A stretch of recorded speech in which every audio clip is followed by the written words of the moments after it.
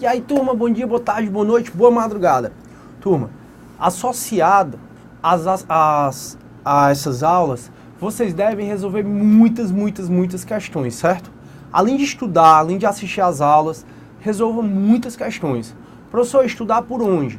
Como eu já falei para vocês, depende muito do seu objetivo. Se for concurso mais pesado, se for um concurso que cai direito penal, como promotor de justiça, como juiz, aí pegue um livro bom mesmo. César Roberto Bittencourt, Rogério Greco, peguem livros que sejam realmente aprofundados, ou livros para concurso mesmo, como o do Kleber Masson, são livros para concurso mesmo. Já se não vai cair penal tão pesado, se é mais tribunais, se é mais técnico, analista, ou se é mais analista do Ministério Público, aí você pode pegar mesmo livros resumidos e a partir daí resolver muitas questões. Então bora lá. A gente está falando do princípio da legalidade e vimos que nesse princípio da legalidade existem alguns subprincípios.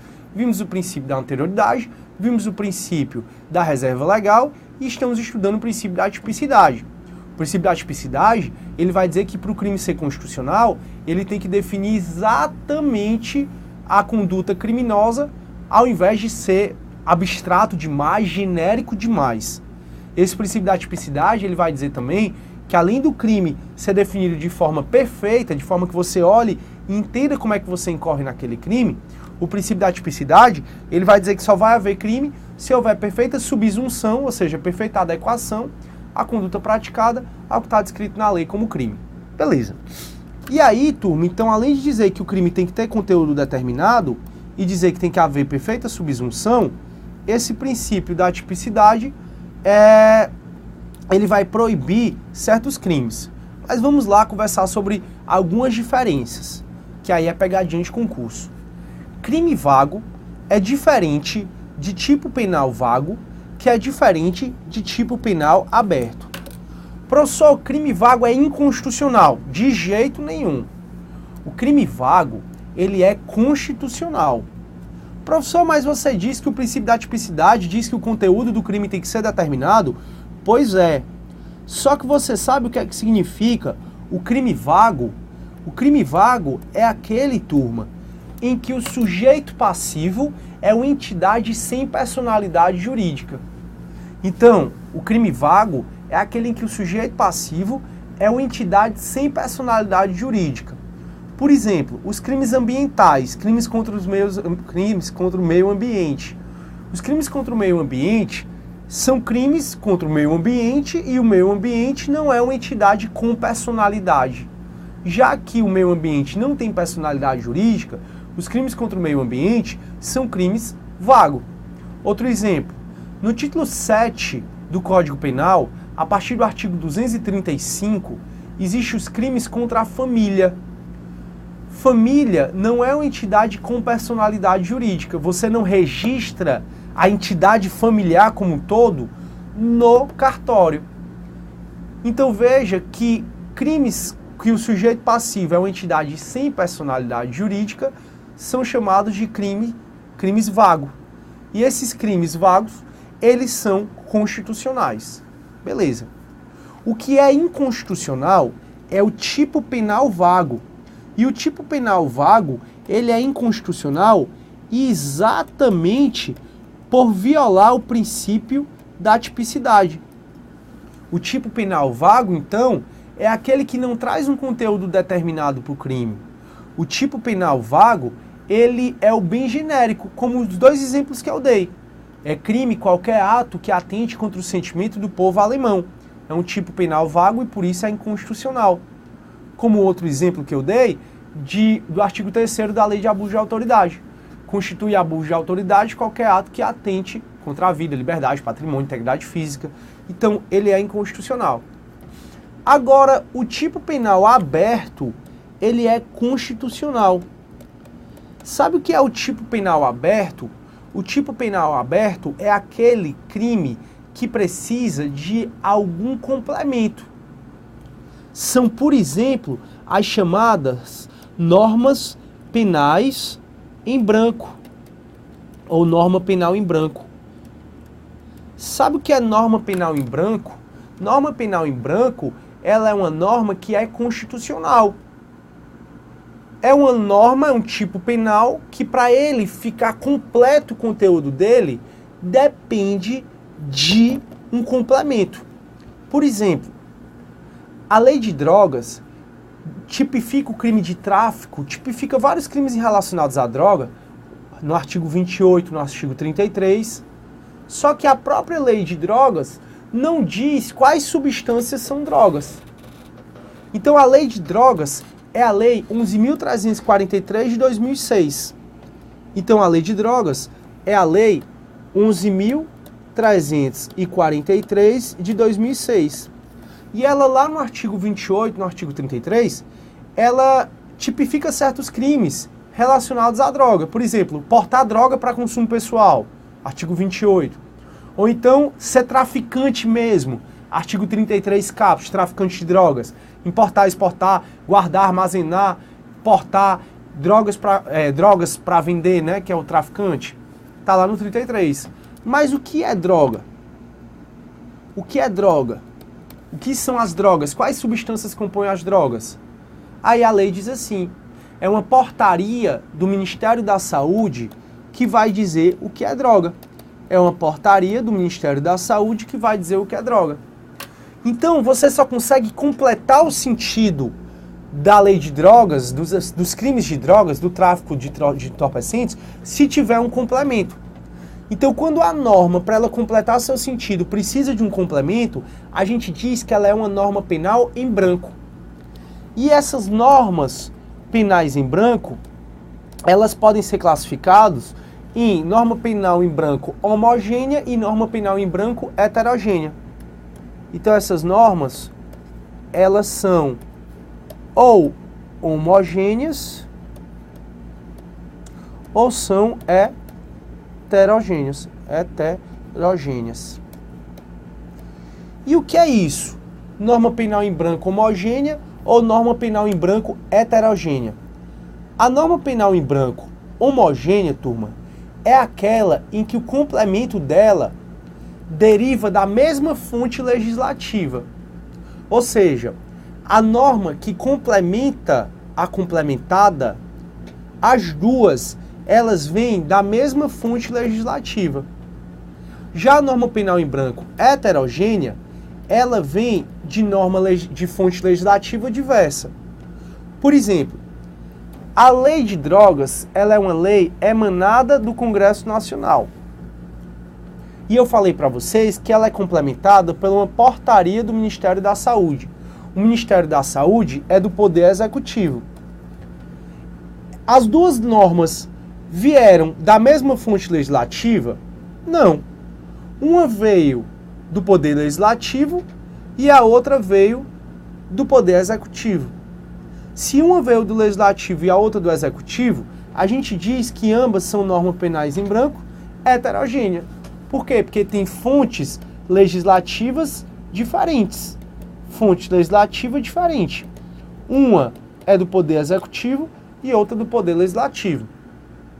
Já imagina, pessoal, o artigo 236 do Código Penal. O artigo 236 do Código Penal, ele diz assim, é crime, né?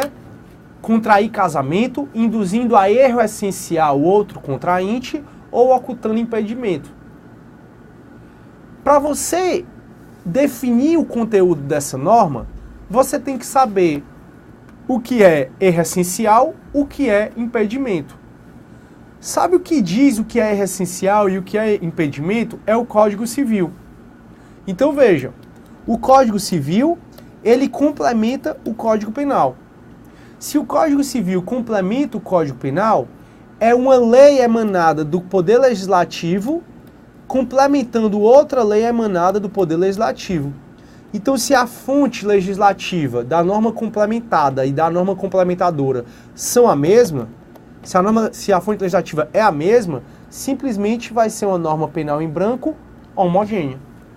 Perfeito, entendi. Bora passar para o próximo slide. Visto o princípio da legalidade e seus subprincípios, Visto então o artigo 1º, que foi a aula todinha passada no artigo 1º, a gente vai falar do artigo 2º. E o artigo 2º fala da lei penal no tempo. E ela diz: ninguém pode ser punido por fato que lei posterior deixa de considerar crime, cessando em virtude dela a execução e os efeitos penais da sentença penal condenatória. Sabe o que é que significa o caput desse artigo 2º? O caput desse artigo 2º significa exatamente algo que a gente chama de abolício criminis. O que é abolício criminis? Se você for lá para o artigo 107 do Código Penal, vai ver que a abolício criminis é uma causa extintiva da punibilidade. Ou seja, ninguém pode ser punido por um fato que lei penal posterior deixa de considerar como crime. E essa lei penal posterior, que revogou uma lei que tipificava aquele fato como crime, essa lei penal posterior, que revogou esta lei, ela apaga todo e qualquer efeito dessa lei anterior, desse crime que você foi condenado. Então, a abolício crimes é exatamente uma lei posterior revogar uma lei anterior que tipificava um crime. Foi o que aconteceu, por exemplo, que eu já citei várias vezes com o adultério. O adultério foi crime de 1940 a 2005. Em 2005 houve a abolício crimes, ou seja, veio uma lei e revogou o adultério como crime. Aí veja, turma, adora cair em questão o seguinte: ninguém pode ser punido por fato que lei posterior deixa de considerar crime.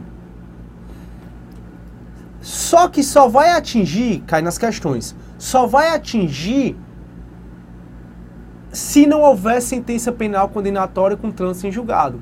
Tá falso.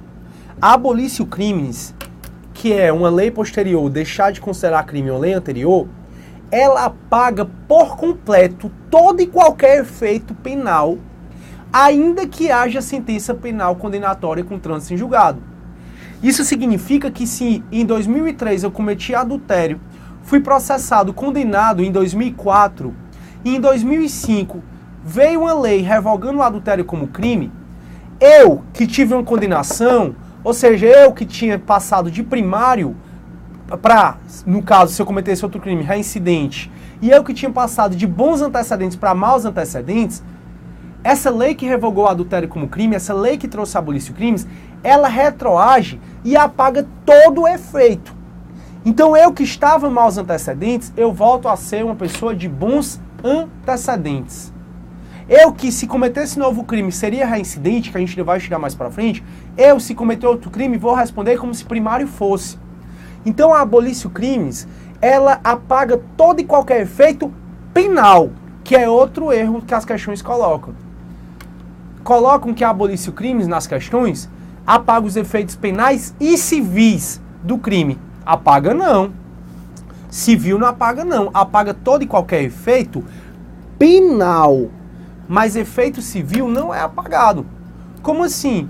Ora, se eu, em 2004, chifrei, cometi adultério e fui condenado com trânsito em julgado, veio em 2005 a nova lei que revogou como crime, houve a abolício crimes, eu, como eu já falei, volto a ser primário e volto a ser de bons antecedentes. Agora, se a minha mulher, se a pessoa que eu traí, ela ficou com raiva, ela pode entrar em si no juízo cível e me exigir indenização, porque eu causei um dano moral a ela. Eu violei o direito da personalidade dela. Então, quando você viola um direito da personalidade, você comete dano moral. E o dano moral, ele pode sim ser cobrado em juízo, no âmbito cível. Então, cuidado, 2 erros que as questões apresentam e que estão errados. Isso é para você, é pegadinha de prova. Primeiro, é dizer que a abolício crime só apaga os efeitos se não houver sentença penal condenatória com trânsito em julgado. Tá errado. A abolício crimes apaga todo e qualquer efeito do crime, ainda que haja sentença penal condenatória com trânsito em julgado. E o segundo erro que as questões adoram colocar é que a abolício crimes apaga os efeitos penais e civis da sentença penal do crime. Não apaga os efeitos civis, só apaga os efeitos penais. Portanto, leia de novo, artigo 2º. Ninguém pode ser punido por fato que lei posterior deixa de considerar crime, cessando em virtude dela a execução e os efeitos penais da sentença penal condenatória, ainda que haja trânsito em julgado. E lembra, turma, que eu falei que, de acordo com o princípio da legalidade, só lei pode trazer crime e só lei pode revogar crime? Pois é, olha aqui, ó. Ninguém pode ser punido por fato que lei posterior deixa de considerar crime. Novamente, falando que crime só é revogado por outra lei. Tranquilo. E olha o que é que diz o parágrafo único.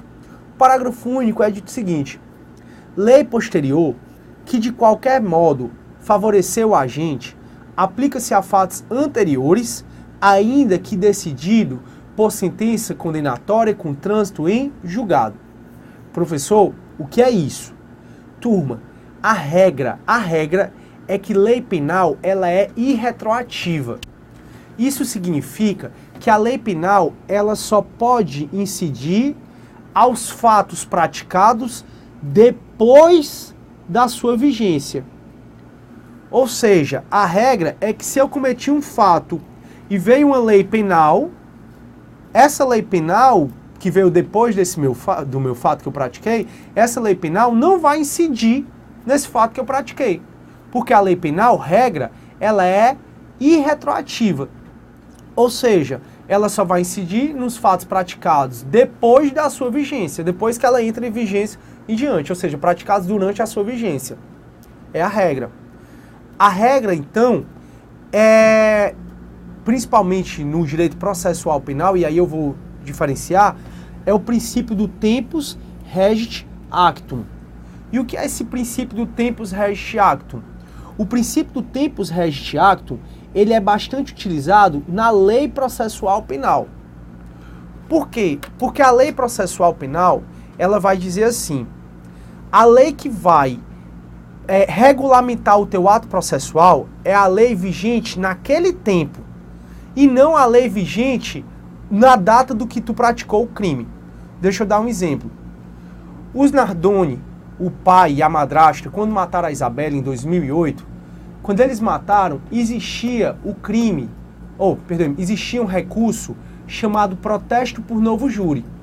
Então, quando os pais, os Nardoni, mataram a Isabela, o pai e a madrasta, existia um recurso, na época que eles mataram, chamado protesto por novo júri, que dizia assim: se qualquer pessoa que foi condenada pelo tribunal do júri teve pena superior a 20 anos, pode pedir o novo júri. Aí passou quase 2 anos e eles foram condenados. Quando eles foram condenados pelo júri, foi no final de 2010, o Nardoni pai ficou com pena de 31 anos e a madrasta ficou com pena de 26 anos. Aí os dois disseram assim: opa, quero usar o protesto por novo júri, que é esse recurso. Só que o Tribunal de Justiça de São Paulo não deixou que eles utilizassem, que eles tivessem direito a esse protesto por novo júri. Por quê? Porque um pouco depois do fato criminoso, ou seja, que eles mataram a Isabela Nardoni, esse recurso foi revogado do Código de Processo Penal. E aí, em 2010, já não existia mais esse recurso. E a lei processual penal, ela é regida pelo princípio do tempus regit actum. É dizer assim, olha, no momento em que você for praticar o ato processual, analise a lei que está vigendo. E é essa lei que está vigendo que vai ser aplicada ao ato processual. Então, em 2010, existiu o protesto por novo júri? Não existia. Então, você não tem o direito de usar. Veja, turma, que tudo que eu estou falando agora, esse princípios regit actum, é para a lei processual penal. Para a lei processual penal, não importa a lei da data do fato praticado. Para a lei processual penal, o que importa é a lei na data em que você vai praticar o ato processual. Então, hoje, a apelação criminal tem prazo de 5 dias para você interpor. Imagina que eu mato alguém hoje, daqui a 2 anos sou condenado, eu quero apelar. E aí eu olho e digo assim, poxa, a apelação agora é só 3 dias, mas na época, são só 3 dias, mas na época, a apelação eram 5 dias. Vou ter direito aos 5 dias? Não, vou ter direito aos 3 dias. Por quê? Porque a lei processual penal, ela é regida pelo princípio do tempus regit actum. Professor, e por que é que você está falando isso? Porque, turma, todo mundo sabe que a lei penal não retroage, salvo para beneficiar o réu, que é exatamente o que está aqui no parágrafo único. A lei posterior, que de qualquer forma, de qualquer modo, favoreceu o agente, aplica-se aos fatos anteriores, ainda que decididos por sentença penal condenatória com trânsito em julgado. Então, perceba, turma, que a lei penal, ela via de regra é irretroativa. Ou seja, ela só vai ser aplicada aos fatos que foram praticados da sua vigência em diante. Só que a lei penal, ela pode retroagir para beneficiar o réu. E as questões têm mania de colocar assim: tanto a lei penal como a lei processual penal, elas podem retroagir para beneficiar o réu. Falso! A lei processual penal, ela é regida pelo princípio do tempus regit actum. Ou seja, a lei processual penal, ela não quer saber se é melhor ou se é pior para o réu. A lei processual penal, ela é aplicada na data em que você vai praticar o ato processual. Já a lei penal, não. A regra é que vai ser aplicada a você a lei que estava vigindo na data do fato.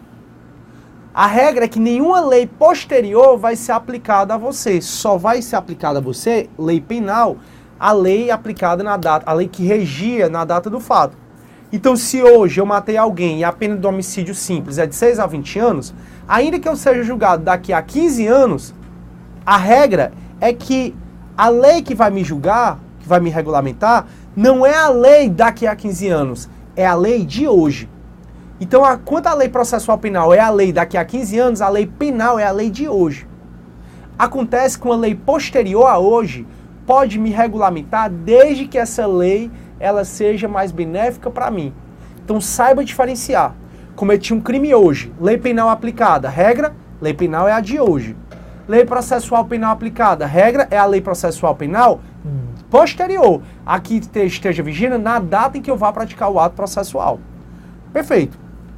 Então, a lei penal ela é irretroativa, salvo para beneficiar o réu, que aí ela vai ter a retroatividade. Perfeito. Professor, em relação à matéria de competência.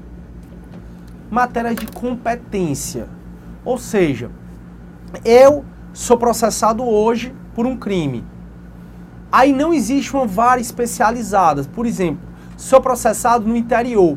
E no interior é uma vara única. Vara única cuida de tudo. Civil, família, questões, se for o caso, tributárias, cuida de tudo. E aí, eu cometi um tráfico lá, de entorpecentes, e estou sendo julgado por um juiz. Só que no meio do meu processo, surge uma vara especializada só para julgar casos de tóxicos. E aí, durante o processo, é permitido o deslocamento do processo da vara única para a vara de tóxicos ou não? Turma, geralmente quando isso acontece, e isso aconteceu algumas vezes, ou seja, geralmente quando vem uma lei alterando a competência do crime, essa lei, ela regulamenta se pode ou não os processos em curso serem transferidos para ela.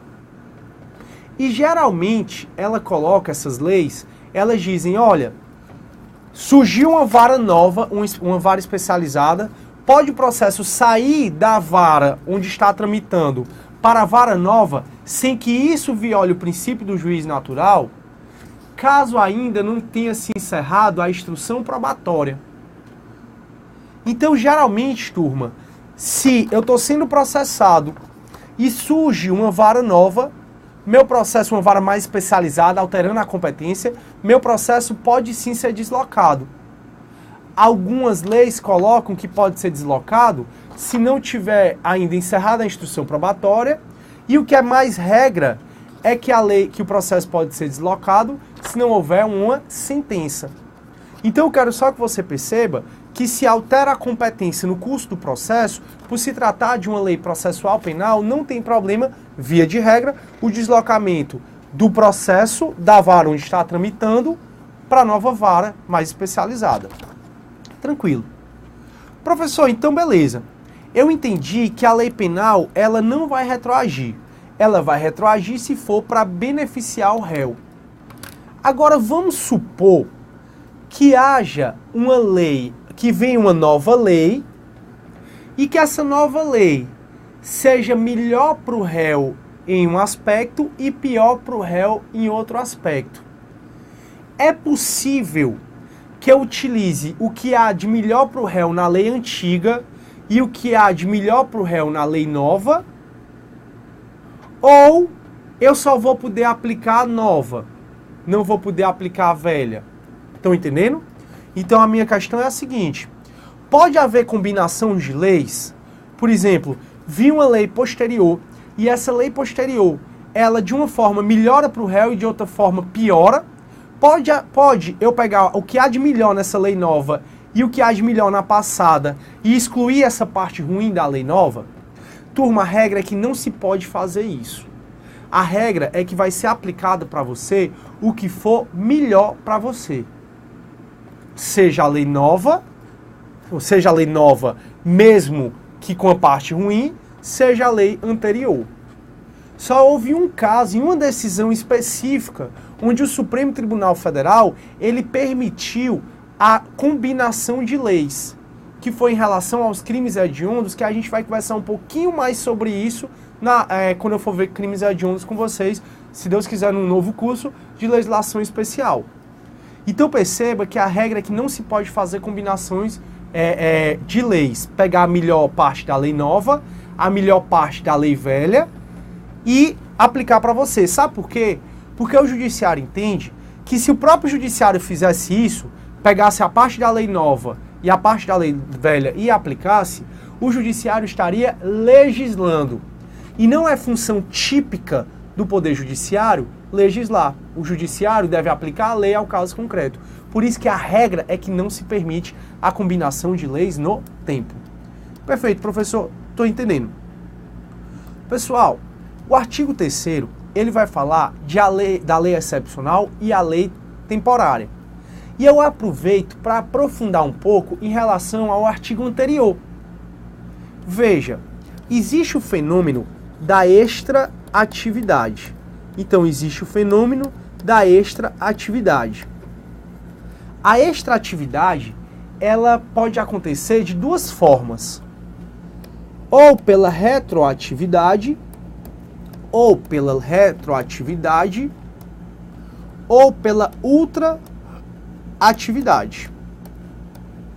Então, olha o que é que eu estou dizendo. Existe o fenômeno da extraatividade. E o fenômeno da extraatividade, ele pode acontecer de duas formas. Ou pela retroatividade, ou pela ultraatividade. E o que é a retroatividade? Nós já vimos, turma, que a lei penal ela pode retroagir se for para beneficiar o réu. Isso é a retroatividade. É ter uma aplicação ex tunc. A aplicação ex tunc é uma aplicação retroativa. Não esqueça que a aplicação ex nunc é uma aplicação proativa, ou seja, dali em diante. Professor, como é que eu vou memorizar isso? Turma, aí vem a besteira que já está popularizada, né? O NU significa nuca. Quando você dá uma porrada na sua nuca, você vem para frente. Já o T significa testa. Se você dá uma porrada na sua testa, você vai para trás. Nesse caso, você pode falar que retroatividade significa ter a aplicação ex tunc, ou seja, é a aplicação retroativa. E ex nunc significa ter a aplicação dali em diante. Por quê? Porque quando eu dou uma porrada na minha nuca, eu vou para frente. Então, extraatividade, que a lei penal tem, é um gênero que tem duas espécies.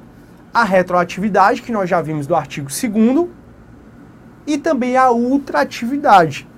E a ultraatividade é o que a gente vai estudar agora no artigo 3º, em relação à lei excepcional e em relação à lei temporária. Como meu tempo acabou, aí eu não vou poder começar o artigo 3º aqui agora. A gente vai começar na próxima aula. Tchau, galera, e tudo de bom!